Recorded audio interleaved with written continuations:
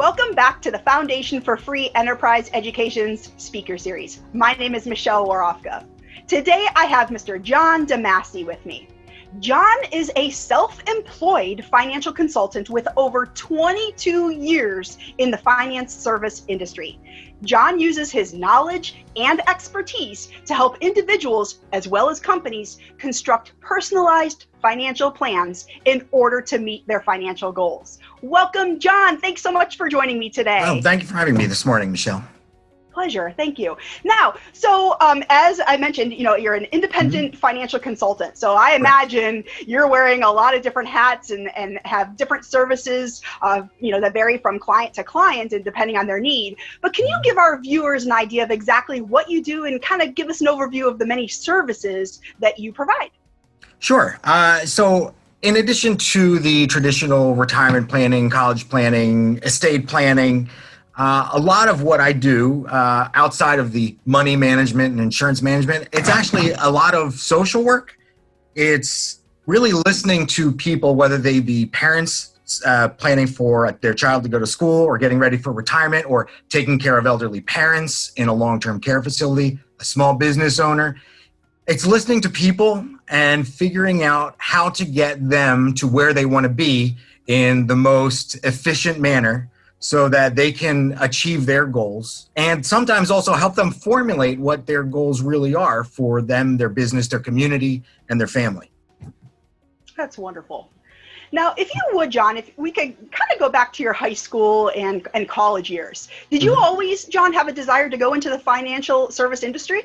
I never even thought I would spend one day in the financial services industry. I thought for a while I was going to be a famous writer or stand-up comedian or have something to do in the entertainment world.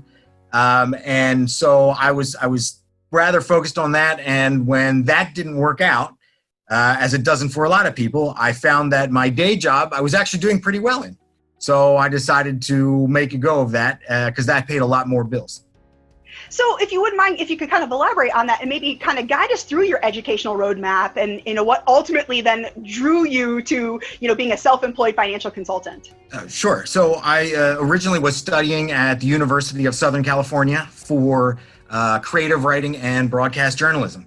And from there, I was then trying to work as a writer in Los Angeles and a stand-up and doing anything that I could to earn money. And I took on a job because they were hiring at Transamerica and they offered me a signing bonus. And when you have a creative writing degree and someone offers you a signing bonus, you take it. And I started in the retirement services industry, and there I took every course that they would pay for that I could go do, every license, everything that I could get my hands on. So while I was doing that during the day and trying to become famous at night, I found out that what I had learned actually prepared me for a career. And up until 2008, when I was working for another company, in 2008 in the crash, I got laid off. And I realized now I was either unemployed or self-employed. So it was much more attractive to call myself self-employed. And I started putting myself out as a financial consultant. And I just had to work every day to take all the knowledge that I had learned over the previous 10 years and put it to work for me. Absolutely. Very good. What is it that you love most about your job? I actually, I get to meet and listen to the most fascinating people. I hear stories about self-made individuals that grew up on a plantation in the old slave quarters. And now they're out successful entrepreneurs. I've spoken with people that are inheriting a third generation successful business and helping them turn it into not just a small family business, but something much larger. I also it can be heart-wrenching too. I get to speak with people that I may have sold an insurance policy to, and then next thing I know, I'm delivering the insurance check when their loved one dies. So what I get to do that I enjoy the most is I get to hear a lot and meet a lot of fascinating people. Oh, wonderful. Now, John, what tips or advice might you have for someone who's new to this industry or might be looking to go into the industry that will help to make them stand out and be successful? It's a great question right now because the industry, as all industries, is changing so rapidly with technology that I think for you to be able to stand out is you need to be able to understand the technology and not lose that human touch. Because like I said, a lot of this is human interaction. It's listening to people. And that's really tough to do so you're competing against a robo-advisor or you're competing with maybe a huge, monolith competitor that has literally millions of dollars to pour into technology that can make them more efficient.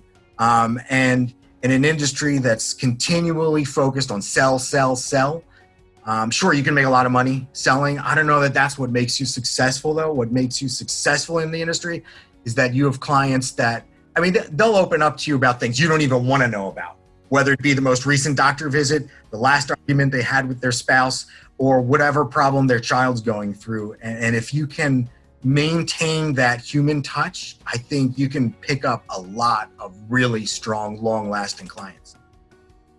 Wonderful. Now, one thing I think that all of our viewers, myself included, can relate to is the COVID-19 pandemic that we're all going through that has, changed our lives and for many people, their businesses. And I imagine it's caused quite a disruption for businesses, and many of them are probably, in survival mode now and are looking to you for guidance. How has this maybe affected and how are you helping, businesses to survive? Yeah. So I went literally overnight. I went from having conversations with the most successful oral surgeons, auto dealers with 37 different franchises. Our conversations went from multi-million-dollar additions and expanding and reaching out to their employees to help them with retirement planning to, oh my gosh, how do I get open and not lose my entire life's work? So I had to become an overnight expert in every program that the government was coming out with, help them out where their banks couldn't previously. So I had, and I couldn't get compensated for that, for better or worse. So I had to be able to help my clients survive so that my family and I could survive. And it totally changed I lost a number of clients. So it really just changed the way you deliver services. Can't go out and do seminars across the country anymore, of course. I had to now become web-based for a lot of meetings. I had to find new ways of reaching out to them, and they had to find out the same thing. So if we could collaborate and I could take everything that I learned from my business and take it to theirs, then we all were able to share our best ideas, and it really became a collaborative. As often as I was helping them survive, they were helping me find out new ways to reach out and get referrals. Right. Tough times for all, that's for sure. Now, if I may, kind of switching gears here a little bit now, John, might you have any tips or advice for someone as they, are maybe planning for, retirement and just kind of asking for a friend? For a friend, right. Well, you can go ahead and tell your friend. First, never depend on anyone else to pay for your retirement. You really have to be self-sufficient. If you happen to have some windfall from someone else, okay, then you can go crazy. The other thing is you have to be dedicated to stick to whatever your plan is. You have to save with discipline. You have to set reasonable expectations. If someone comes to you selling you something that sounds too good to be true, it's too good to be true. So if you set reasonable expectations and you're disciplined in saving for that and you follow that plan, most people can, especially in the United States today, can depend on themselves to save up for what turns out to be a pretty good retirement. Wonderful. Great advice. Thank you. And just for the record, I'm not retiring anytime soon. Not retiring anytime soon? Okay.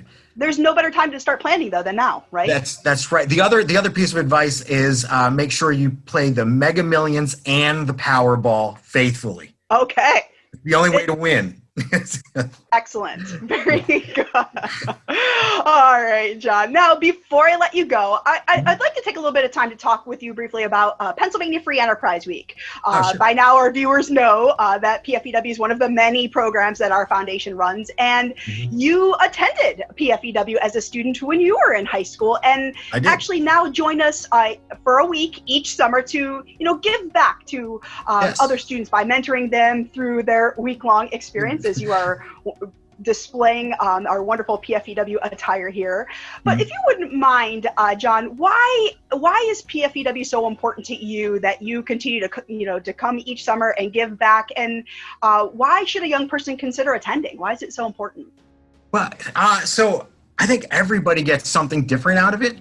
And watching, just from an advisor standpoint, watching all the students have how many different experiences, and they're all so positive, is amazing. Whether because they come away with a new goal in life from one of the speakers, or if they actually did learn, they say, well, I did want to go into business, and now I have this basic foundation that you're not going to get anywhere else. Or if it's just about making friendships, connections, networking. Let me think, it was about 20 years after I had left PFEW, I found myself in a meeting across from another student who was in my group. It was the craziest thing, and all of a sudden that meeting became the most productive meeting and most beneficial referral source I had at that moment. So whether it be just educational growth or personal growth, or just having fun getting out and meeting and having new experiences, you don't find that in any other program that I've seen. Well, thank you for saying that. We appreciate the kind words. And I mean, so true. A lot of people think, Pennsylvania Free Enterprise Week, it's all about business, but it really is so much more than business. And, there's a takeaway from this experience for everybody, regardless of what career path they choose to go into. So even now as an advisor coming back, when I hear some of the speakers, I take some of what they say and I find myself repeating it in my meetings. Helping people plan for the future. And I say, I heard this person say, and all of a sudden I just sound like I'm the most brilliant person alive, because I took their great piece of advice and I brought it to someone else and they said, wow, that totally makes sense.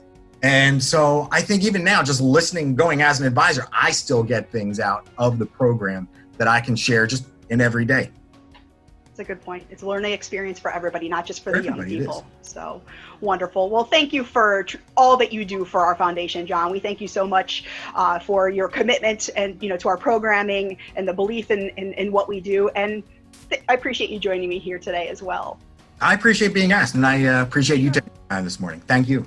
Oh, definitely. And I think you've done a great job giving our viewers really a glimpse of life in the financial service industry. So thank you for all of that. Yeah. Thank you. And absolutely. And if any of our viewers have any follow-up questions for John, or if you'd like to connect with him directly, his contact information will follow at the conclusion. Thanks so much for watching, everyone. Thank you.